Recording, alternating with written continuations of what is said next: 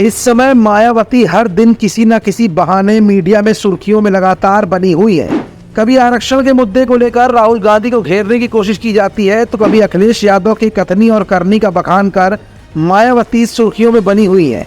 लेकिन इस बार मायावती ने अपना दर्द अपने कार्यकर्ताओं तक पहुंचाने की एक नायाब और पूरी कोशिश कर डाली है, और मायावती की इन कोशिशों को लोकसभा चुनाव 2024 में मिली हुई तगड़ी शिकस्त की आत्मीय बखान के रूप में भी देखा जा रहा है। आखिर मायावती ने ये जरूरत क्यों समझी कि वो अपने कार्यकर्ताओं को अपनी और अपने जीवन से जुड़ी हुई तमाम अंदरूनी बातों का बखान करे, और इन अंदरूनी बातों के सामने आने से कार्यकर्ताओं पर क्या कुछ खास फर्क पड़ेगा, ये सब कुछ आज की इस रिपोर्ट में हम आपको दिखाएंगे भी और बताएंगे भी।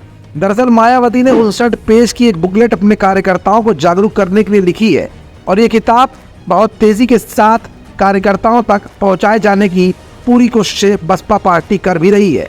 अब जरा ये भी जान लीजिए कि ये कोशिशें क्यों की जा रही है, और इस बुकलेट में कंटेंट में ऐसा क्या है, इस रिपोर्ट में समझ भी लीजिए। दरअसल मायावती ने अपनी किताब में लिखा है कि लोकसभा चुनाव 2019 में गठबंधन करने के बाद महज 5 सीटें मिली तो दुखी होकर समाजवादी पार्टी के मुखिया अखिलेश यादव ने बसपा सुप्रीमो मायावती का फोन तक उठाना बंद कर दिया था।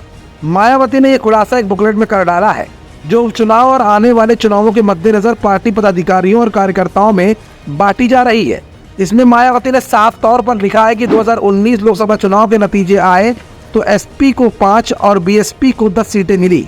इस वजह से दुखी होकर बीएसपी से आगे संबंध बनाए रखना तो दूर, अखिलेश यादव ने उनका और उनकी पार्टी के वरिष्ठ नेताओं का फोन तक उठाना बंद कर दिया था।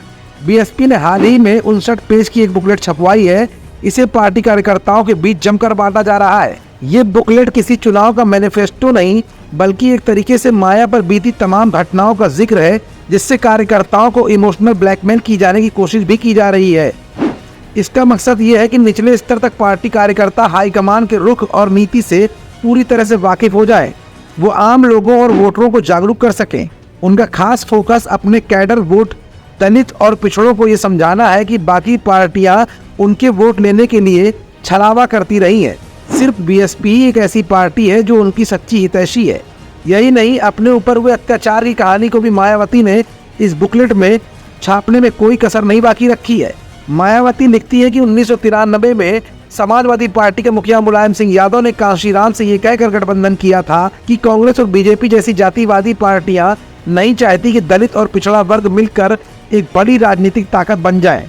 इस गठबंधन के बारे में शुरू से ही कहा जा रहा था कि मुलायम की दलित और अन्य पिछड़ा वर्ग विरोधी और आपराधिक सोच होने की वजह से ये ज्यादा नहीं चलेगा। मायावती ने लिखा है कि अंत में वही हुआ, उन्होंने दलित, पिछड़ा और महिलाओं का शोषण किया, तब हमारी पार्टी को मजबूरी में समर्थन वापस लेना पड़ा था। तब समाजवादी पार्टी के मुखिया ने कुख्यात गेस्ट हाउस कांड करवाकर मेरी हत्या करवाने की भी पूरी कोशिश की थी। दरअसल इस किताब के जरिए मायावती ने एक तीर से एक नहीं बल्कि 2 निशाने कर डाले हैं। जहां एक तरफ अपने कार्यकर्ताओं को जागरूक कर अपनी छवि को साफ दिखाने और बसपा पार्टी की नीतियों तक की अंदरूनी राजनीति को बखान किया है, तो वहीं अखिलेश के पिछड़ा, दलित और अल्पसंख्यक के फार्मूले यानी पीडीए पर अखिलेश के पिता मुलायम सिंह की बातों का जिक्र करते हुए सीधा वार भी कर डाला है। हमारा channel Indian news services INS like, share and subscribe करना ना भूलें। बेल आइकन पर बटन दबाएं और देखें लेटेस्ट खबरें INS पर। INS, हर भारतीय की आवाज।